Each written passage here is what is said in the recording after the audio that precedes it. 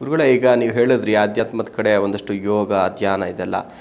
ಜನ ಏನು ಅಂದ್ಕೊಂಡಿದ್ದಾರೆ ಅಂದರೆ, ನಮ್ಮನೆ ಹತ್ರ ಯಾವುದೂ ಆಶ್ರಮ ಇಲ್ಲ, ನಮ್ಮನೆ ಹತ್ರ ಯಾವುದು ಯೋಗ ಸ್ಕೂಲ್ಗಳಿಲ್ಲ, ನಮ್ಮನೆ ಹತ್ರ ಯಾವುದು ಗುರುಗಳಿಲ್ಲ, ನಮ್ಮನೆ ಹತ್ರ ಧ್ಯಾನ ಮಾಡೋಕ್ಕೆ ಯಾವುದೇ ದೇವಸ್ಥಾನಗಳಿಲ್ಲ ಅನ್ನೋಂಥ ರೀಸನ್ ಕೊಡ್ತಾರೆ. ಇವೆಲ್ಲ ಬೇಕೇ ಗುರುಗಳೇ, ನೀವು ಹೇಳೋದನ್ನ ಪಾಲಿಸಬೇಕು ಅಂದರೆ?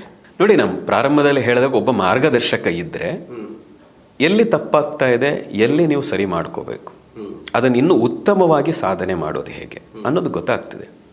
ಈಗ ನಮಗೆ ಓದಕ್ಕೆ ಬರದೇ ಇದ್ದಾಗ ಯಾರೋ ಹೇಳ್ಕೊಟ್ಟಿದ್ದಕ್ಕೇ ನಾವು ಇವತ್ತು ಇಷ್ಟು ಚೆನ್ನಾಗಿ ಓದ್ತಾ ಇದ್ದೀವಿ.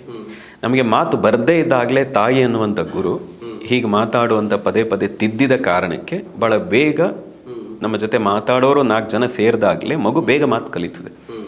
ಅಂದರೆ ಯಾರೋ ಸಹಕಾರ ಬೇಕು ಅಂತ ನೀವೇನೇ ಮಾಡೋಕ್ಕೆ ಹೊರಟರು ಕೂಡ ಯಾರ್ದಾದ್ರೂ ಸಹಕಾರ ಇದ್ದರೆ, ಮಾರ್ಗದರ್ಶನ ಇದ್ದರೆ, ಎಲ್ಲಿ ಎಳುತ್ತಾ ಇದ್ದೀರಿ, ಎಲ್ಲಿ ಸಾಗಬೇಕು, ಹೇಗೆ ಸಾಧನೆ ಮಾಡಬೇಕು, ಇಷ್ಟು ಸಾಧನೆ ಮಾಡಿದ್ರು ಇನ್ನೂ ಆ ತೃಪ್ತಿ ಸಿಗ್ತಾ ಇಲ್ಲ ಅನ್ನೋದಕ್ಕೆ ಏನು ಕಾರಣ, ನಿಮ್ಮ ಮನಸ್ಥಿತಿ ಏನಾಗಿದೆ,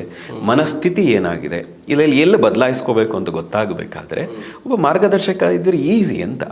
ಇಲ್ಲದೆ ಹೋದರೆ ತುಂಬ ಶ್ರಮ ಆಗ್ತದೆ, ಕಷ್ಟ ಆಗ್ತದೆ, ನಿರಾಶೆ ಆಗ್ತದೆ, ಅಯ್ಯೋ ಸಾಧನೆನೂ ಬೇಡ, ಏನು ಮಾಡಿದ್ರು ಏನೂ ಗೊತ್ತಾಗ್ತಾನೆ ಇಲ್ಲ ಅನ್ನುವಂಥ ಹಂತವೂ ಬರ್ತದೆ.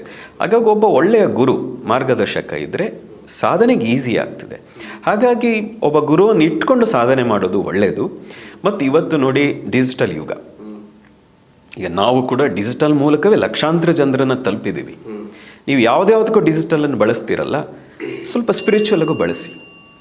ಇಂತಹ ಸ್ಪಿರಿಚುವಲ್ ಮಾತುಗಳನ್ನು 2 ಸರಿ ಕೇಳಿ, 1 ಸರಿ ಅರ್ಥವೇ ಆಗಲ್ಲ, ತುಂಬ ಸುಲಭವಾದ ಮಾತು ಅಂತ ಅನಿಸ್ತದೆ ಕೇಳಬೇಕಾದ್ರೆ. ಆದರೆ ತುಂಬ ಗಾಢವಾಗಿ ನಿಮಗೆ ಅರ್ಥ ಆಗಬೇಕಾದ್ರೆ 1-2 ಸರಿ ಕೇಳಿಸ್ಕೊಂಡು ಅದನ್ನು ಅರ್ಥ ಮಾಡಿಕೊಂಡು ಫಾಲೋ ಮಾಡೋಕ್ಕೆ ಶುರು ಮಾಡಿದರೆ ಖಂಡಿತ ನಿಮ್ಮ ಜೀವನದಲ್ಲಿ ಸಾಕಷ್ಟು ಬದಲಾವಣೆಗಳನ್ನು ಪಾಸಿಟಿವ್ ಆಗಿ, ಧನಾತ್ಮಕವಾಗಿ ಬದಲಾಯಿಸ್ಕೊಳ್ಳೋಕ್ಕೆ ಸಾಧ್ಯ ಇದೆ.